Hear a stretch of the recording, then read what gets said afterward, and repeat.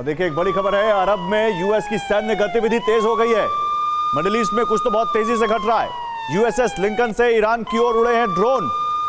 Iran के पास तैनात है अमेरिका का एक बेड़ा, जो हम आपको लगातार बता रहे हैं। फारस की खाड़ी में निगरानी ड्रोन की उड़ान देखी गई है उस बेड़े से ईरान की तरफ। तो ईरान अरब की एक ऐसी कड़ी है जिसे साम दाम दंड भेद या किसी भी दूसरी नीति से ट्रंप कंट्रोल करना चाहते हैं। लेकिन ईरान के सुप्रीम लीडर किसी भी कीमत पर झुकने के लिए तैयार नहीं है। वो अमेरिका से आर पार की जंग के लिए तैयार है। ऐसे में अब अमेरिकी राष्ट्रपति ने ईरान के खिलाफ एक नया प्लान तैयार किया है। इस प्लान के केंद्र में है सैन्य डर, कूटनीति। ट्रंप का यह प्लान इतना पुख्ता है कि इसके सामने खामनेई का झुकना तय माना जा रहा है।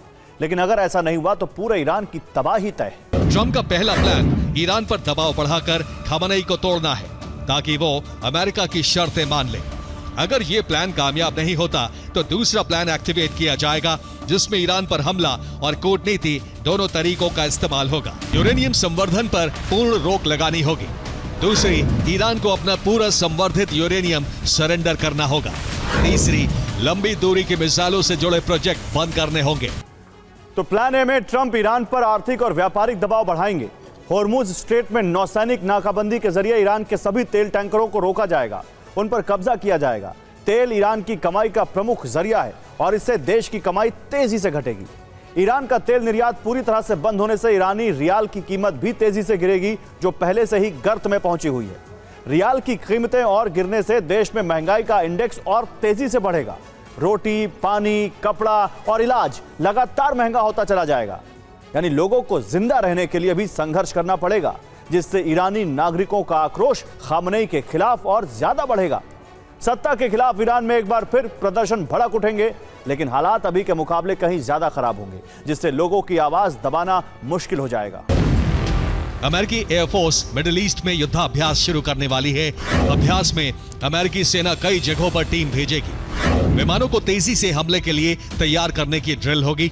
साथ ही अलग अलग लोकेशन पर कम समय में विमानों की तैनाती का अभ्यास किया जाएगा। सिर्फ इतना ही नहीं, अमेरिका ने देश में मौजूद सभी B-1 लैंसर, B-2 स्पिरिट और B-52 बॉम्बर को अलर्ट पर रखा है।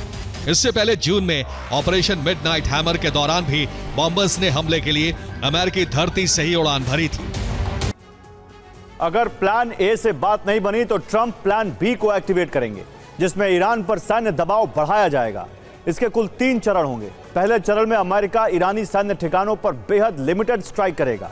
मिसाइल लॉन्चर और एयर डिफेंस को नुकसान पहुंचाया जाएगा, ताकि ईरान बड़ा पलटवार न कर सके। हालांकि यह महज एक सांकेतिक स्ट्राइक ही होगी। अगर इसके बाद भी खामनेई अमेरिका के सामने नहीं झुकते तो इस प्लान का दूसरा चरण एक्टिवेट किया जाएगा। अमेरिकी हमलों से ईरान में पहले से डर होगा। ऐसे में अंदर से सरकारी सिस्टम को तोड़ने के लिए बिजनेसमैन और नेताओं पर दबाव बनाया जाएगा। अमेरिका ईरान के बड़े व्यापारियों को डराएगा, वही ईरानी नेताओं की विदेशों में मौजूद संपत्तियों को फ्रीज किया जाएगा।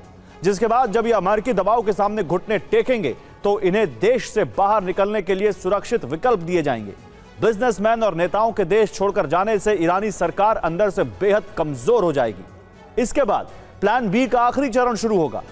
ईरानी सुप्रीम लीडर को आखिरी बार सत्ता छोड़ने की चेतावनी दी जाएगी। अगर खामनेई ट्रंप के सामने सरेंडर करके सत्ता से नहीं हटते तो देश के बॉर्डर और एयरपोर्ट पूरी तरह से सील कर दिए जाएंगे।